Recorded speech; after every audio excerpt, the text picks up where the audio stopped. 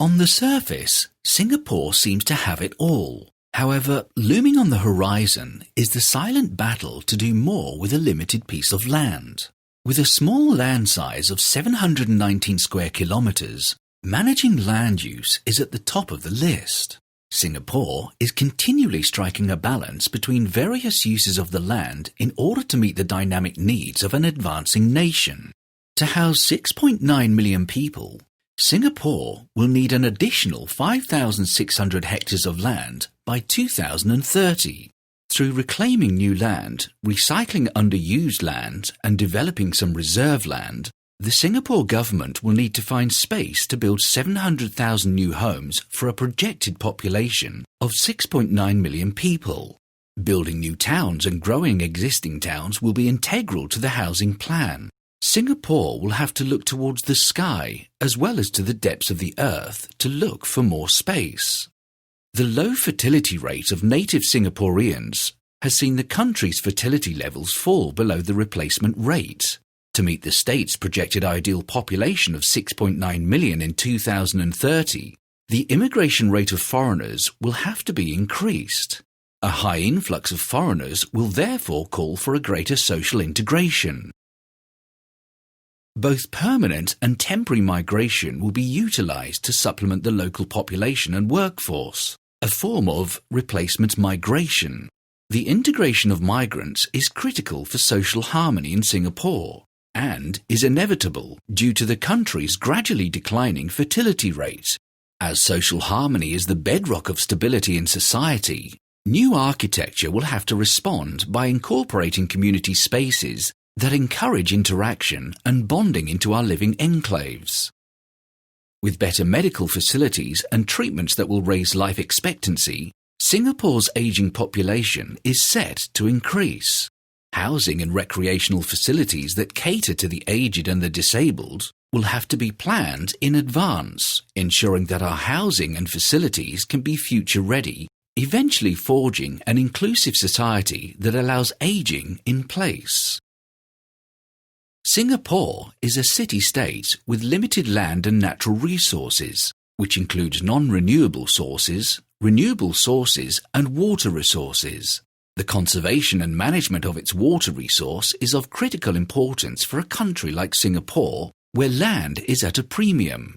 Thus, the creation of water catchment areas has to be strategic and not at the expense of residential or commercial land use. The use of land to conserve water has to be integrated with the use of land for socio-economic growth. Besides having a state-of-the-art nationwide water recycling infrastructure, Singapore has also implemented an efficient water management policy to ensure the sustainability of water resources in the long run. The creation of green spaces also helps to enrich the ecosystem, creating a conducive environment for conserving water and for a natural biodiversity. This leads to a more sustainable environment that will enhance our lifestyle simultaneously.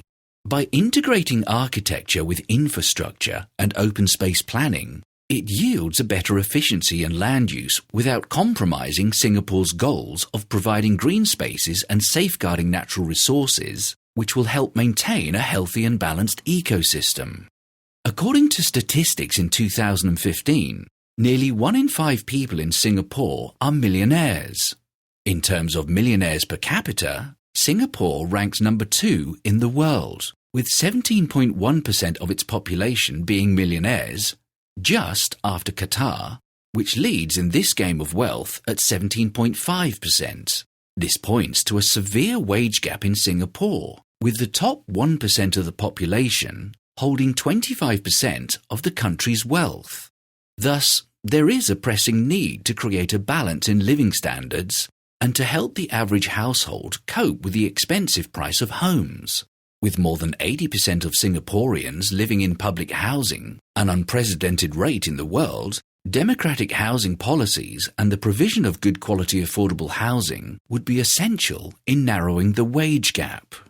With hardly any natural resources and an economy highly dependent on oil and natural gas imports, Singapore has to find all means to reduce this reliance on crude oil. The most obvious step is to encourage the use of public transport, along with pedestrian and cycling routes, in order to cut down on the use of private vehicles. Recycling will also help in the reduction of energy consumption. While Singapore, with its favourable location on the equatorial belt, has huge potential in utilising solar energy, its limited land size means that this harnessing of energy cannot be fully maximised. Hence, by advocating a greener lifestyle and introducing more policies that encourage recycling, more measures will help contribute greatly towards sustaining energy use. Besides the importance of being green, architecture that serves to integrate public transport and create greater accessibility will stand to help Singapore shift towards a vision of a greener and more resilient city that is less dependent on private vehicles and crude oil. Singapore faces insurmountable difficulty in sustaining its aspiration of being a world-class nation with all these limits. The role and responsibility of an architect in Singapore cannot simply be about creating beautiful buildings. In the end, the difference between the limit and the limitless could lie in the creative mind of the architect.